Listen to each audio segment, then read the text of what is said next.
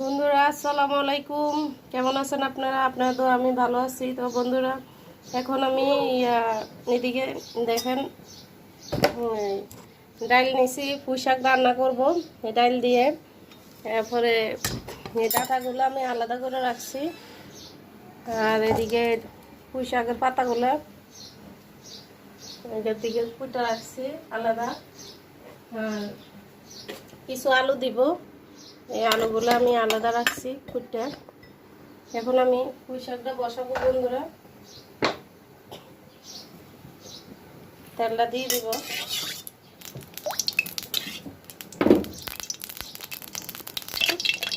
বন্ধুরা এখন আমি মশলা বাটাটা দিয়ে দিব। ওইদিকে আদা রসুন পেঁয়াজ বাটা সব কিছু আছে।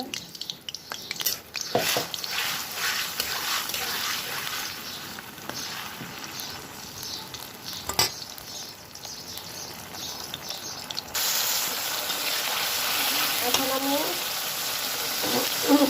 ইয়েটা দিয়ে দিব। এদিকে হলুদের গুঁড়া 1 চামচ, মরিচ 1 চামচ, ধনিয়ার গুঁড়া 1 চামচ, লবণ 1 চামচ, আর 1 চামচ দিয়ে দিব।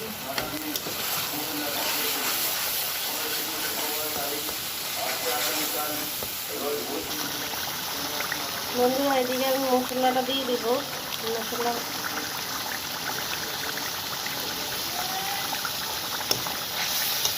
এখন আমি ডালগুলো দিয়ে দিব।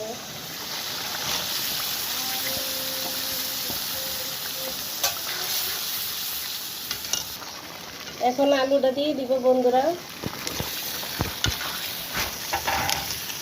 ডাল দিয়ে দিচ্ছি, আলু। এখন পুঁই শাকের ডাঁটাগুলো আলাদা করে রাখছি, এগুলো দিয়ে দিব।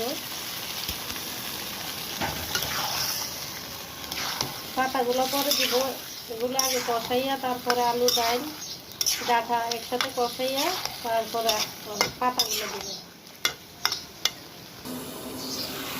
বন্ধুরা আমার ডাঁটাগুলো কষানি হয়ে গেছে, এখন আমি শাকগুলো দিয়ে দিব।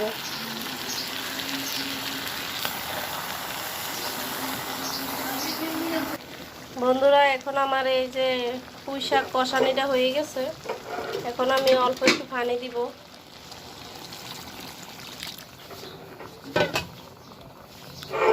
বেশি পানি দিব না।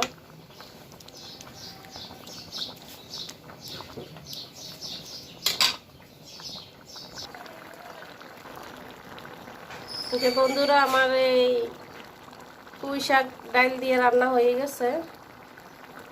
রান্না আমার শেষ বন্ধুরা, দেখছেন তো।